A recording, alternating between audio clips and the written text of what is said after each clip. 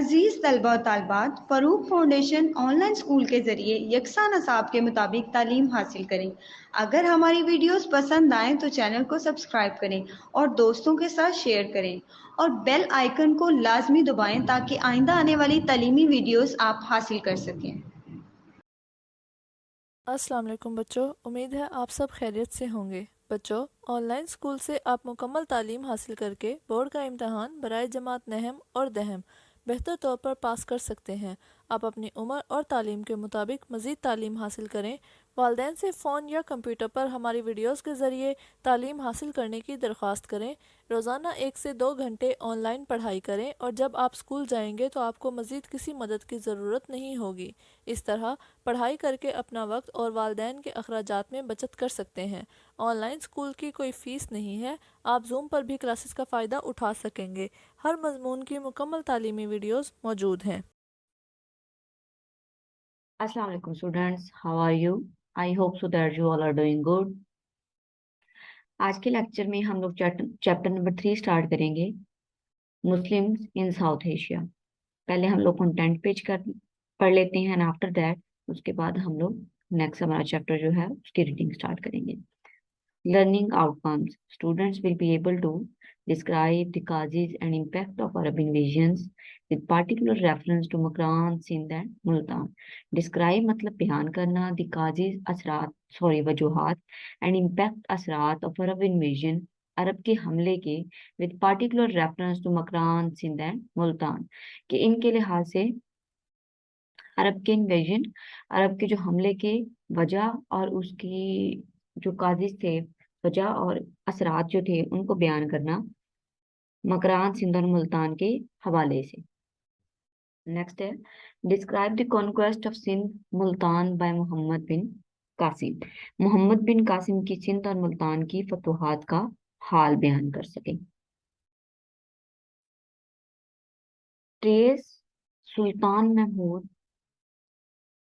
Of Ghazni expedition expedition in India. Expedition का मतलब सबसे पहले क्या होता है? एक्सपेडिशन का मतलब होता है जर्नी या टूर, मतलब सफर। सुल्तान मोहम्मद गजनी की बरसगीर में महारात और फतूहात के बारे में डिस्कस कर सके। Discuss the Ghazni contribution towards the art, science and culture. Art, science और सकाफत की तरक्की में महमूद गजनी का किरदार बयान कर सके। नेक्स्ट है,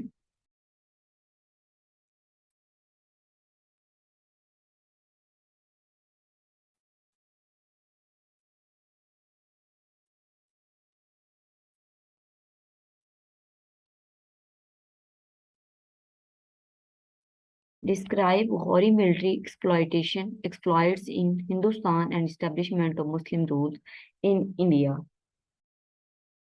Discuss the funding and consolidation of Muslim empire in India during the regime of Qutbuddin and Iltutmish.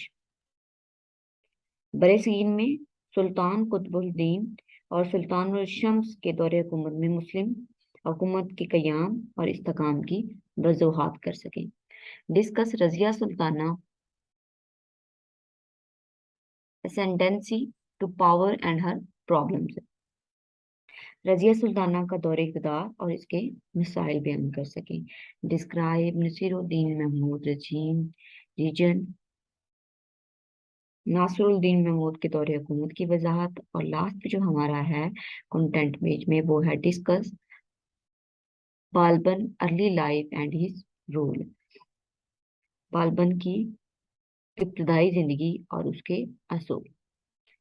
Okay, अब हम लोग अपना जो फर्स्ट हमारा है टॉपिक उसकी तरफ कैरी ऑन करते हैं। और आप लोगों को जैसे पता है कि हम लोग एक ही टॉपिक को 3 दफा रिवाइज करते हैं। फर्स्ट में उसकी इंग्लिश रीडिंग करते हैं एंड आफ्टर दैट सेम उसी पैसेज की उर्दू में समरी बताई जाती है और थर्ड टाइम हम लोग उसी को फिर पढ़ते हैं उर्दू और इंग्लिश में करके और एक्सप्लेनेशन के साथ। इस तरह से क्या होता है कि अगर कुछ स्टूडेंट की प्रोनाउंसिएशन का इश्यू होता है वो भी सॉल्व हो जाता है, और कुछ स्टूडेंट को पहले उर्दू में समरी चाहिए होती है और बाद में वो दोबारा चीज को डिटेल में पढ़ते हैं, तो उनको उर्दू में समरी में मिल जाती है और बाद में उनका इशू भी सॉल्व हो जाता है। तो इसलिए हर स्टूडेंट को उनकी पसंद के मुताबिक चीजें अवेलेबल हो जाती हैं। Okay, let's start. Arrival of Arabs in the subcontinent and conquest of Sin. The Arabs were traders by profession. Basically, they used to visit different countries for their trade. They carried their luggage by boat and ships for Egypt and Syria. The Arabs had established their amicable relation with the people of there due to trade. The Arab had also delivered the message of Islam to the people of there. The Muslim traders had also settled at the coast of Sri Lanka and West India.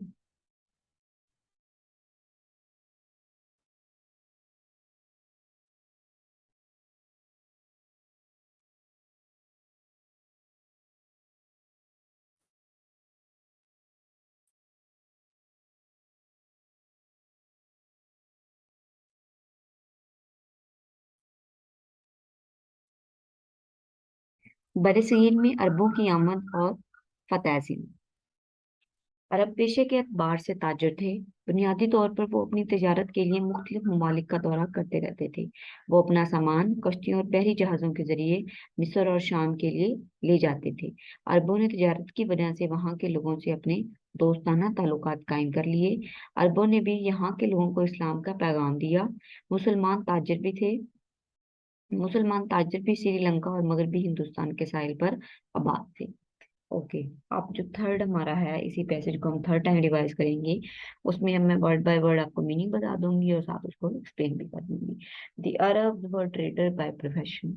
अरब मतलब Arab वर traders, वो तजारत अरब जो ताजर थे, traders mean ताजर, by profession पेशे के एतबार से।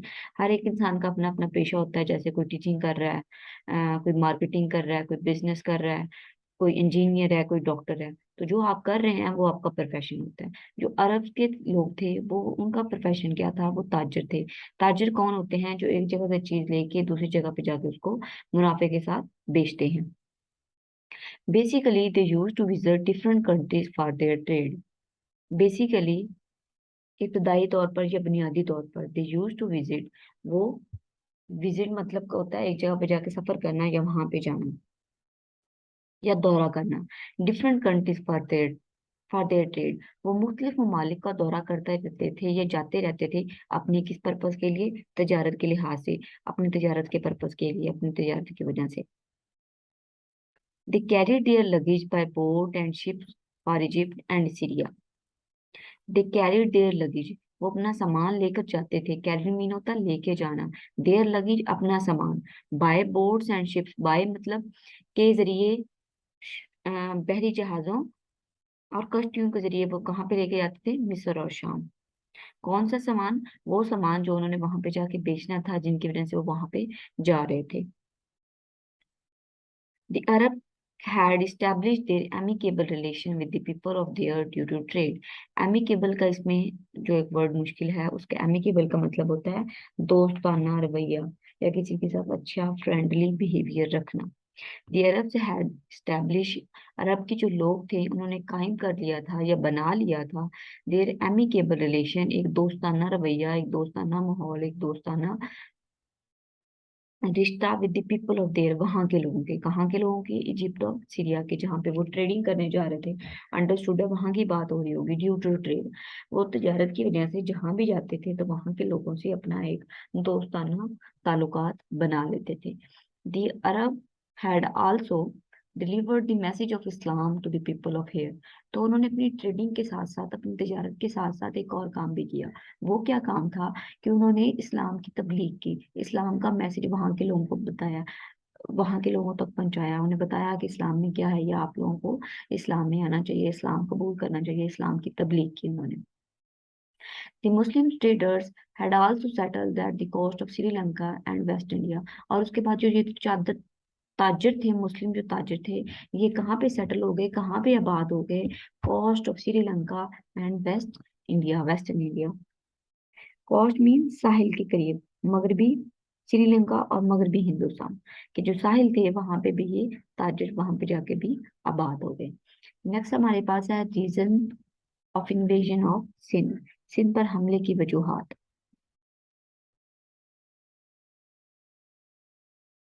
In 703 AD, the governor of Makran, Sayyid bin Aslam, was murdered, and his murderer took refuge with Raja Tahir of Sindh. Hijaz bin Yusuf demanded the hand over the murder, but Raja Tahir rejected it. Secondly, a ship of Arab Muslims who had settled in Sri Lanka, carrying trade luggage and gift for Hijaz bin Yusuf, when it reached near the coast of Dabal, it was plundered by pirates. They imprisoned the children as well as women. Hijaz bin Yusuf wrote a letter to Raja Tahir to recover the luggage from the pirates, release the prisoners, and punish the pirates severely. In response to it, Raja Tahir wrote that pirates were out of his control. Hijaz bin Yusuf, infuriated, and his young son-in-law and nephew Muhammad bin Qasim was sent to Sindh with troops to punish Raja Tahir. 703 में मकरान के governor Saeed बिन असलम को कत्ल कर दिया गया और इसके कत्ल ने सिंध के राजा दाहिर के पास पनाह ले ली। हिजाज बिन यूसुफ ने कातिल के हवाले करने का मुतालबा किया, लेकिन राजा दाहिर ने उसे मुस्तरद कर दिया। दूसरा ये कि अरब मुस्लिम का एक जहाज जिसके पास था, हिजाज बिन यूसुफ के लिए तिजारती सामान और तोहफे लेकर श्रीलंका में जा रहे थे।